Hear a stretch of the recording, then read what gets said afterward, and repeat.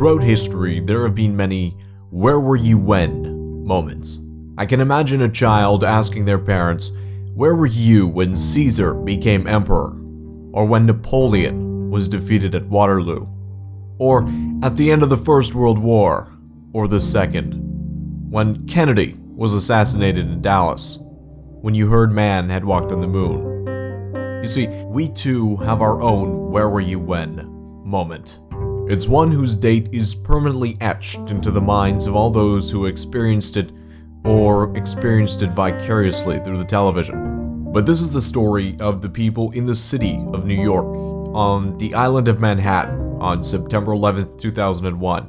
It's really not a story about the disaster that took place on that day, but the response to it, when the call went out to evacuate New York City.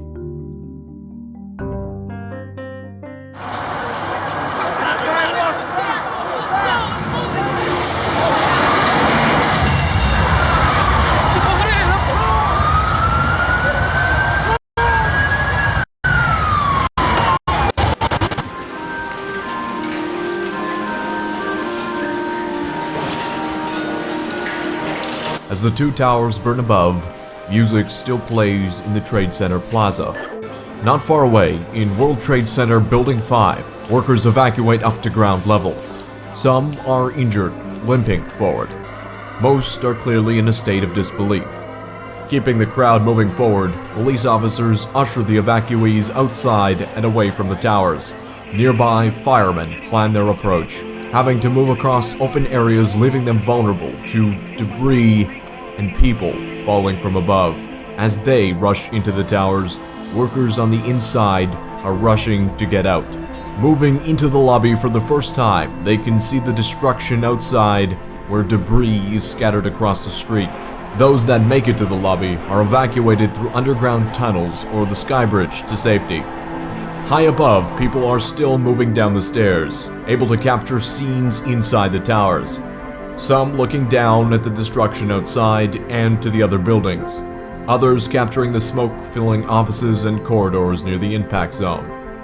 High above it all is a New York Police Department helicopter on approach to the World Trade Center, surveying the damage and capturing some of the most incredible video of the towers burning I've ever seen. The copter and the officers inside it able to get so close to the point of the disaster, but totally unable to assist those inside. It must have been a helpless and surreal feeling. Back on the ground, people on the streets are looking up. Crowds of New Yorkers standing on sidewalks and street corners, eyes fixated on the burning towers. They turn to each other asking, "Did you see what hit it?" Or, "I can't believe this is happening," or, "It's just like a movie."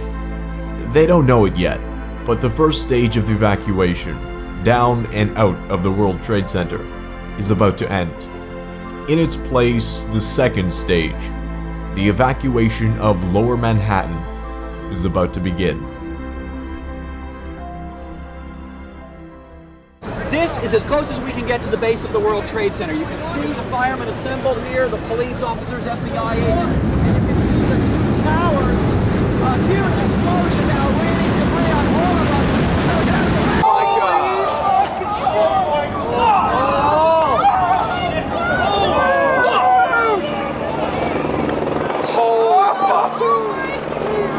In a heap of smoke, fire, and rubble, Tower 2 collapses at 9:59 a.m., sending all those watching the towers into what I think fight or flight mode. All around the area, New Yorkers struggle to stay clear of the coming dust cloud, their shock and horror of the situation in front of them momentarily suspended for a genuine concern for their own safety.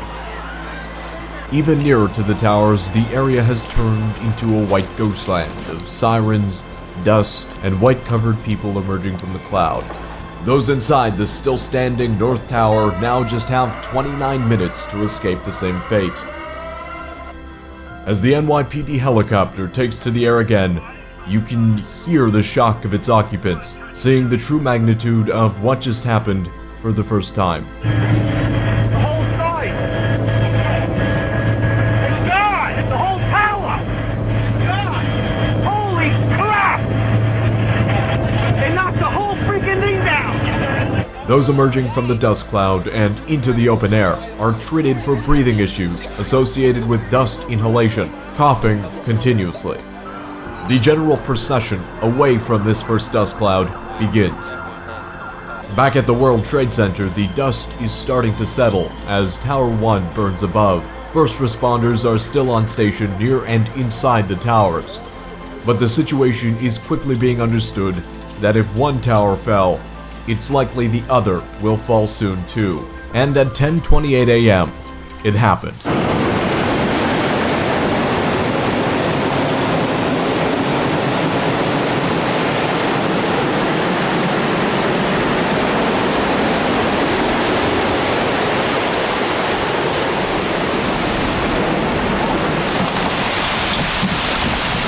The second dust cloud hits, turning day into night.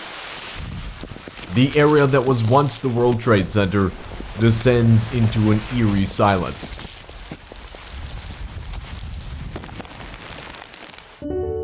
The collapse of One World Trade sends people running for cover once again. The people on the ground now know about the terror attacks here in New York and in Washington and the plane down in Pennsylvania. They don't know if this is only the beginning, if more attacks are planned for New York during the day. The conscience of the crowd has changed from getting away from the burning towers to getting away from the dust cloud to finally getting off of the island of Manhattan. And the simplest way to do that is to walk, by crossing the bridges connecting Manhattan to the mainland. So they walked and walked and walked. Crowds of people fleeing the situation they still couldn't believe had actually happened. In Manhattan, all public transportation had been shut down. The subway closed. All inbound traffic into the city strictly limited to essential personnel. For the lack of the better word, the island had gone into lockdown. Many people chose to stay on the island, retreating to their apartments or friends' places in Midtown or the Upper East Side. For those nearest to the area, which would soon be called Ground Zero, the bridges were overly congested and far away. But a different, unexpected form of transport off the island had just begun to open up. After the towers fell and the need to evacuate people off the island became apparent, a United States Coast Guard vessel near Manhattan transmitted this message. All available boats, this is the United States Coast Guard aboard the pilot boat New York. Anyone wanting to help with the evacuation of Lower Manhattan, report to Governor's Island. And by the hundreds, they came. Boats of all types and sizes heading to the piers of Lower Manhattan. Awaiting them was hundreds of thousands of people, desperate for a way off the island. Many New Yorkers, business people, corporate executives who had never been on small boats before, struggling with the choppy water in the Hudson, but relieved to be off the island. Before 9/11, the miracle of Dunkirk, the evacuation of 300,000 Allied soldiers off the beaches in France at the beginning of the Second World War, was seen as the quintessential waterborne evacuation. In New York, on 9/11, 500,000 people were evacuated by boat in a span of 9 hours. By far the largest boat rescue in history, conducted not by an organized military, but by a determined civilian populace, brought together by a horrible situation and united in their shared experience of it. We will never forget. The 4 words used to remember that day are more applicable now than ever. Remember the disaster, the shock, the horror, the people who never made it home. But also remember the people that did, the survivors and the onlookers and the boat captains and the policemen and firemen, all played a part on that day when Lower Manhattan was evacuated. Ladies and gentlemen, thank you so much for watching this video. If you enjoyed it, be sure to hit that thumbs up button down below and subscribe to the channel for more great content to come. I'd encourage you to check out the first video in the series Evacuate Tokyo. The link to that is on screen now. It's via clickable annotation. All you gotta do is click or tap that to be taken to that video. It's just as awesome as this one was. I hope you enjoyed it, guys. Thanks so much for watching once again here on Shock and Awesome.